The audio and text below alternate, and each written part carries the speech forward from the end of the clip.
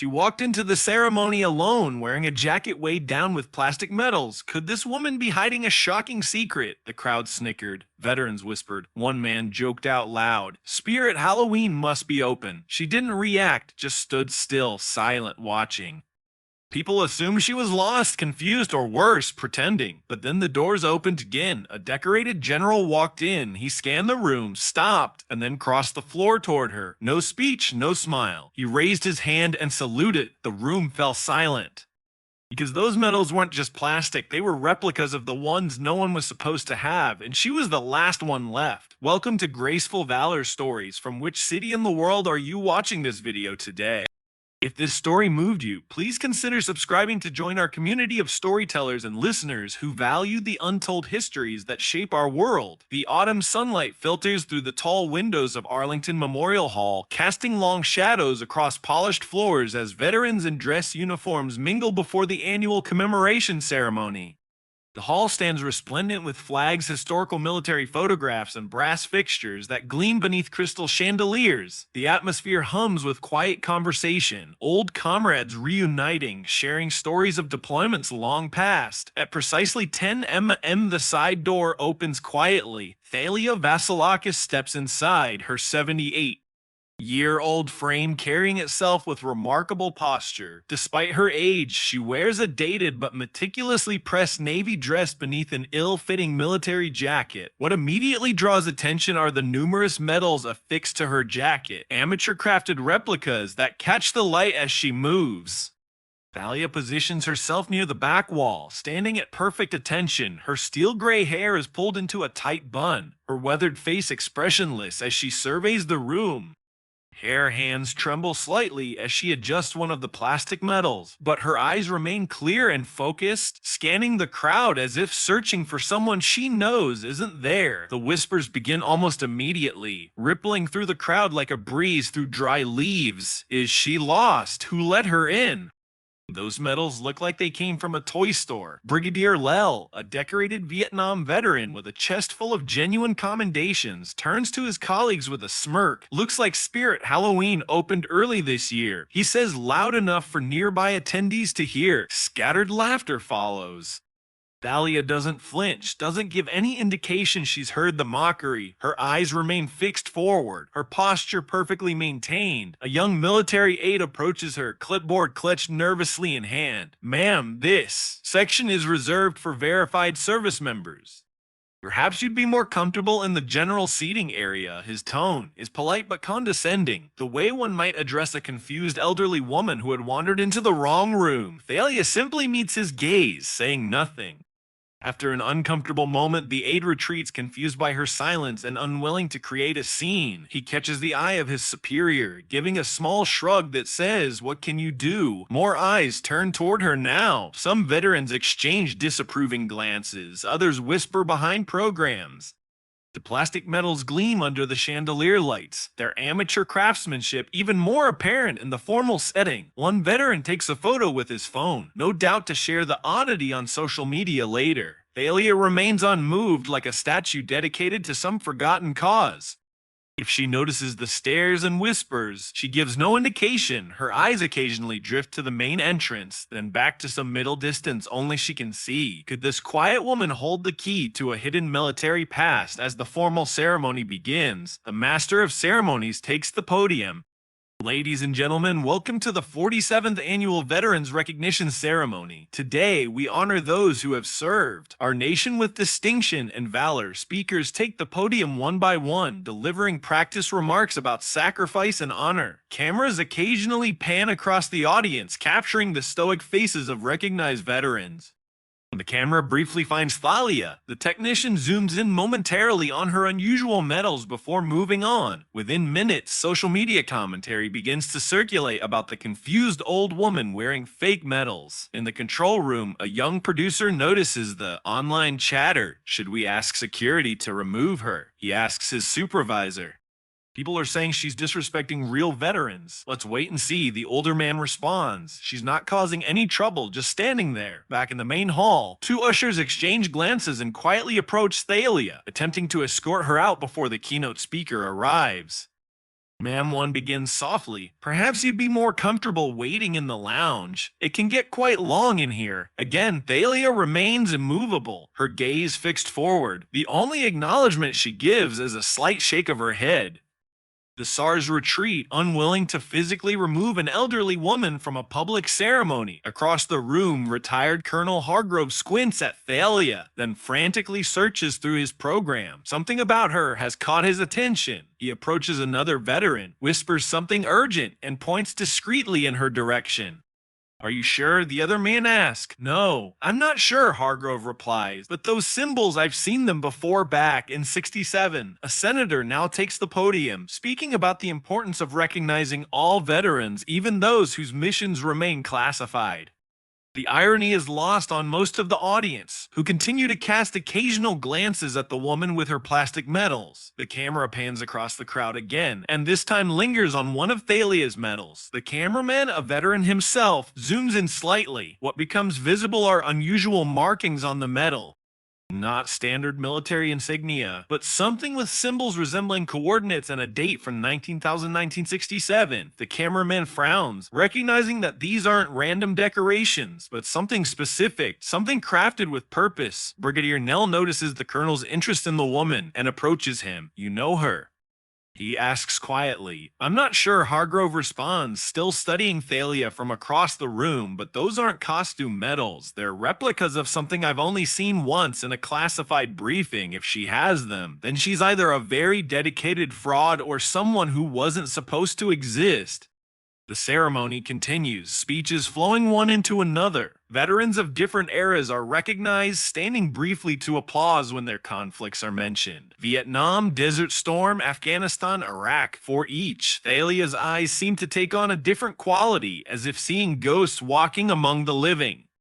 A young female Marine captain seated near Thalia studies her with increasing curiosity rather than derision. She notices how the old woman stands, the perfect military bearing that comes from years of training, not from someone playing dress up. She notices, too, how Thalia's eyes constantly scan entrances and exits, how she positions herself with clear sight lines to all doors, the behavior of someone who has lived in danger. Ladies and gentlemen, the ceremony coordinator announces, his voice cutting through the polite applause for the previous speaker. Please stand for the arrival of General Everett Thornhill, Joint Special Operations Command. The audience rises as one.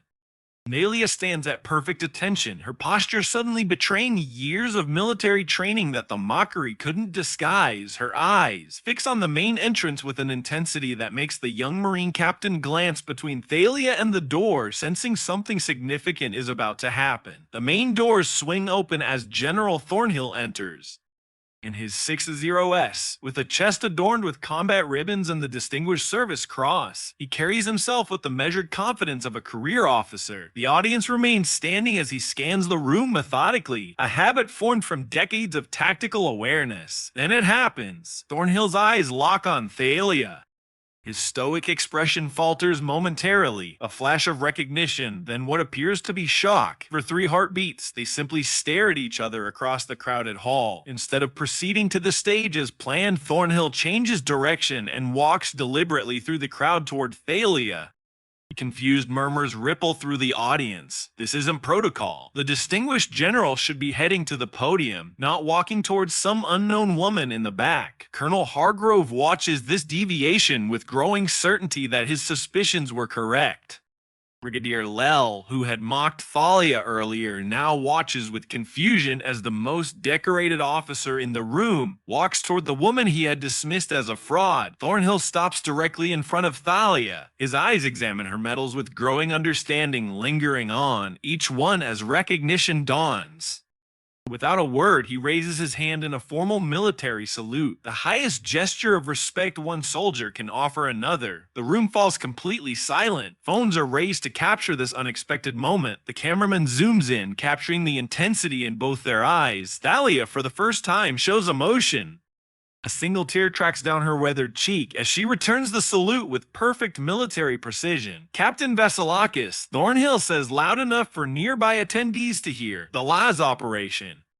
I was told no one survived. They didn't, sir. Thalia responds, her voice steady despite the emotion in her eyes. Just me, and I've carried them with me ever since. She touches one of her plastic medals, a gesture that carries profound weight. Brigadier Lel, who had mocked her earlier, steps closer, confusion evident on his face. General, what's going on here? This woman, Thornhill says without taking his eyes off Thalia, served in a unit whose existence was denied. These aren't costume pieces. They're replicas of classified medals that were destroyed. Medals earned in blood. The young Marine captain who had been observing now stands straighter, her eyes wide with understanding. Several older veterans move closer, their expressions transformed from skepticism to something approaching reverence. Sir, one of the event organizers interrupts nervously.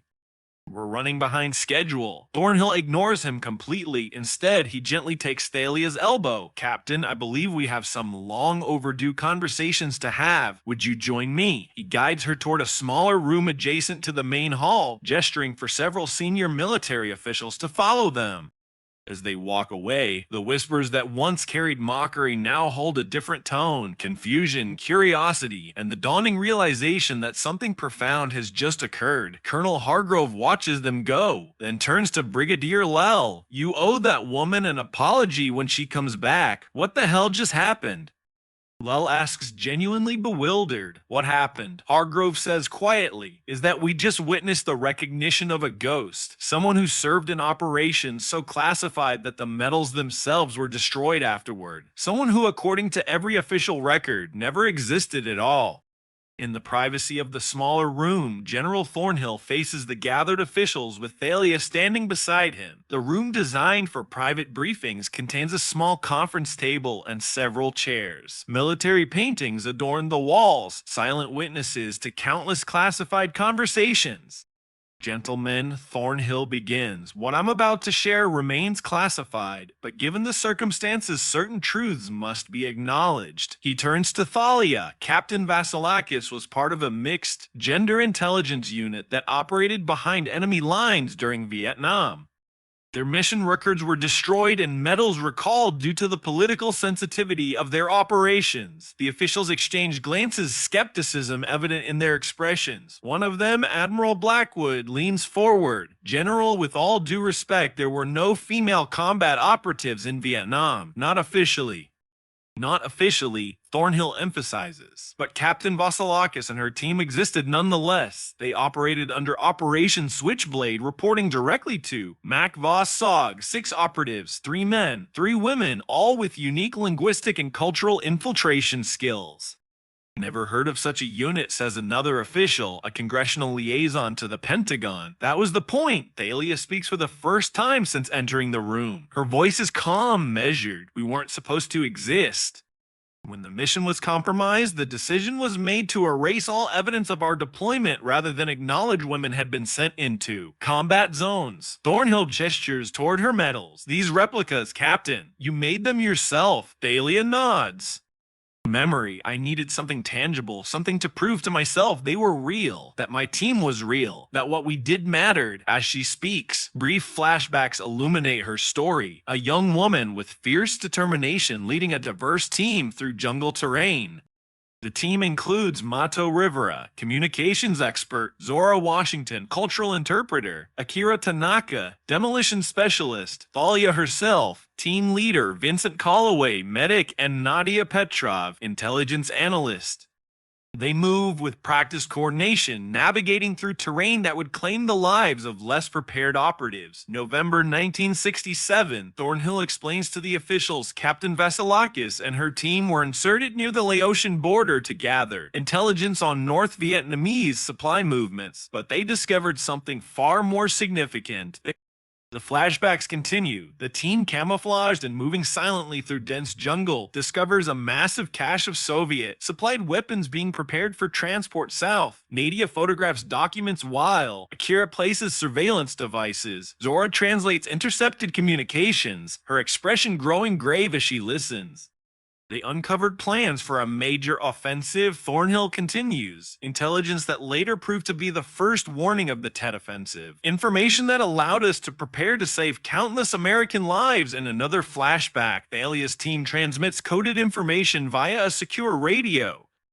Yang Thalia's face is intense, determined as she speaks in code phrases that mask the urgency of their discovery. We completed the primary mission. Thalia tells the officials, her voice steady despite the painful memories. But extraction became impossible. The area was suddenly flooded with North Vietnamese regulars. We were compromised. The flashback shows the team moving rapidly through jungle terrain, pursued by enemy forces. Gunfire erupts around them. Vincent is hit first, a bullet striking his thigh. Mato and Akira provide covering fire while Zora helps. Vincent continue moving. We had the intelligence, but getting it out became the challenge. Thalia continues. Vincent was wounded. Mato suggested splitting up to create multiple targets, increase the chances of the intelligence reaching American forces. Admiral Blackwood interrupts. If this operation was so classified, why are you speaking of it now? Surely these details remain sensitive. Mensa.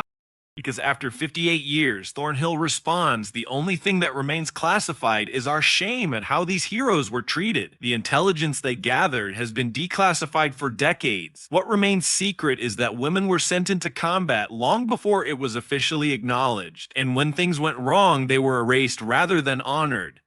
Thalia reaches into her pocket and removes a worn photograph, handling it with reverence. She places it on the table. 6 young soldiers stand together, arms around each other's shoulders, their expressions a mixture of determination and camaraderie. This was taken the day before deployment, she says quietly, the only evidence they ever existed. The flashback continues. The team implements their desperate plan. Nadia takes the critical intelligence documents and photographs. I'm the fastest, she insists. I can make it through the eastern route while you create a diversion. The team argues briefly, but time is running out. They split into 3 pairs, each taking different escape routes, each carrying duplicate portions of the intelligence in case any are captured. We split up. Thalia tells the officials, her voice finally betraying emotion. Nadia took the eastern route with the primary intelligence package. Zora and Vincent headed northwest toward the extraction point. Mateo, Akira, and I created a diversion to draw enemy forces away from them. The flashback shows Thalia, Mato, and Akira deliberately making noise, laying false trails, engaging the enemy when necessary to draw attention away from their teammates. It was told later that Nadia made it to the rendezvous point with the intelligence intact. Thornhill says that intelligence saved thousands of lives, gave us weeks of preparation time before Tet and the others. Asks one of the officials. Thalia's expression remains composed, but her eyes betray decades of grief. Zora and Vincent were captured. They took their cyanide pills rather than risk interrogation. Mato was killed, providing covering fire for Akira and me. Akira stepped on a mine while we were evading pursuit. I carried what was left of the intelligence package and reached the secondary extraction point 3 days later. The officials sit in stunned silence. Finally, Admiral Blackwood speaks. If all this is true, why wasn't she recognized, even confidentially? Because officially, women weren't in combat roles. Thornhill explains acknowledging their sacrifice would mean acknowledging the military had been sending women into combat situations, Maine, for years, and in 1967, that wasn't a political reality anyone was prepared to face, so they erased us. Thalia says simply, the medals were ordered destroyed, our records were sealed or altered, families were told their daughters, sisters, wives died in transport accidents or from illness. And I was told to never speak of it again. I was a lieutenant then, Thornhill continues, his voice softening. I was one of the officers who analyzed the intelligence Captain Vasilakis' team secured. That intelligence shaped my early career, led to my first commendations. He pauses, emotion threatening his composure. But because the mission remained classified, their sacrifice went unrecognized. In a gesture that stuns the officials present, Thornhill removes one of his own legitimate medals, a bronze star, and pins it to Thalia's jacket. This belongs to you more than me. I built my career on the intelligence your team provided that day. Thalia touches the metal, genuine emotion breaking through her composed exterior. I didn't come here for recognition, General. I came because I'm the last one. When I'm gone, no one will remember them. I couldn't let that happen. The congressional liaison looks troubled. General, acknowledging this operation could have significant implications. There are procedures for posthumous recognitions, but this case is unprecedented. What's unprecedented? Thornhill responds firmly, is that we've allowed heroes to go unacknowledged for 58 years because acknowledging them was politically inconvenient. What would you have us do? Admiral Blackwood asks. The right thing. Thornhill says simply, even if it's decades overdue. One of the younger officials who has remained silent until now speaks up. My grandmother served in Vietnam as a nurse. She always told stories about rumors of women who did more than nursing, who went beyond the wire. We all thought they were just stories. They weren't stories. They weren't stories. Thalia says we were real. My team was real, and they deserve to be remembered. Admiral Blackwood stands suddenly, making a decision. Captain Vasilakis, would you be willing to provide a formal deposition about your service? With the General's corroboration, we might be able to finally set the record straight. And I've carried these memories for 58 years. Thalia responds, I'm ready to share them officially. Thornhill turns to her captain, with your permission, I'd like to acknowledge you publicly at today's ceremony. Not all the details, of course, but the fact that you served with distinction in a classified operation that saved American lives. Would you allow that? Thalia hesitates, then nods. Not for me, for them. She touches the photo of her team again, so they're remembered. As they prepare to return to the main hall, the officials stand one by one, each approaching Thalia to shake her hand or offer a respectful nod. The congressional liaison makes notes, already planning how to navigate the bureaucratic challenges of posthumously recognizing operatives whose existence had been officially denied. Thornhill offers his arm to Thalia. Ready to go back out there, Captain. I've been ready for 58 years, sir, she responds, taking his arm. When they return to the main hall, the ceremony is nearing its conclusion. The audience has been waiting, speculation rampant about the mysterious woman and the General's unexpected behavior. As they enter together, Thalia walking with military bearing despite her age, the whispers cease. All eyes turn toward them. Thornhill guides her toward the stage where the master of ceremonies looks confused but steps aside as the general approaches the microphone. Thalia stands beside him, her plastic medals now joined by one genuine bronze star that gleams under the lights. Thornhill takes the podium, departing from his prepared remarks. The audience, which had been restless with speculation, falls completely silent. For a moment, he simply looks out at the gathered veterans and dignitaries, as if considering how to begin this unplanned revelation. Today, he finally says, his voice carrying across the hall, we have among us a hero whose sacrifice remained unacknowledged for too long. He turns slightly toward Thalia, who stands at perfect attention beside him. Captain Thalia Vasilakis served our nation in a classified operation during the Vietnam conflict.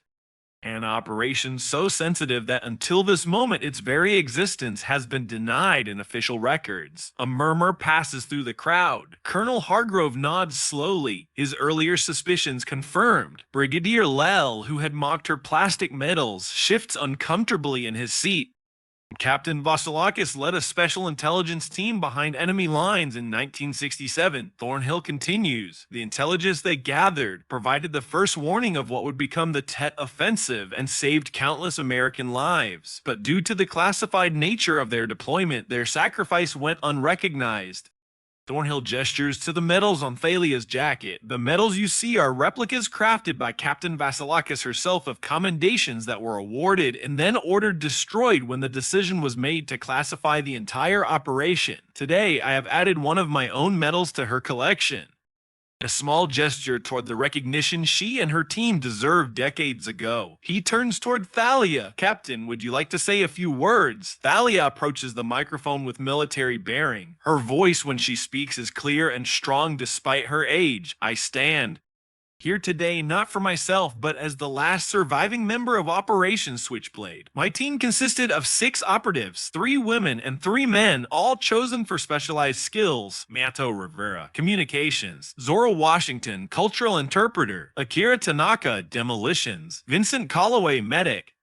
Nadia Petrov, intelligence analyst, and myself. She pauses, looking out over the crowd. 5 of us never returned home. Those who did were told never to speak of what happened. Their families received false reports about their deaths. Their sacrifice was erased from history to maintain the fiction that women were not in combat roles.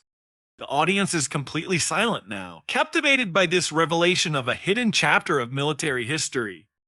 Several of the older veterans look stricken, perhaps recognizing the implications of what they're hearing. I wore these replicas today, Thalia continues, because I am the last one left who remembers them. When I die, their story dies with me unless others know.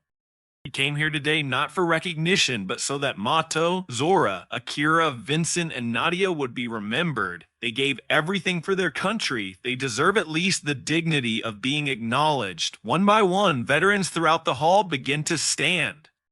It starts with Colonel Hargrove, then spreads gradually across the room. They offer solemn salutes to Thalia, a gesture of respect from one soldier to another, acknowledging sacrifice that transcends the politics and limitations of the era. Brigadier Leal, who had mocked her earlier, is among those who stand.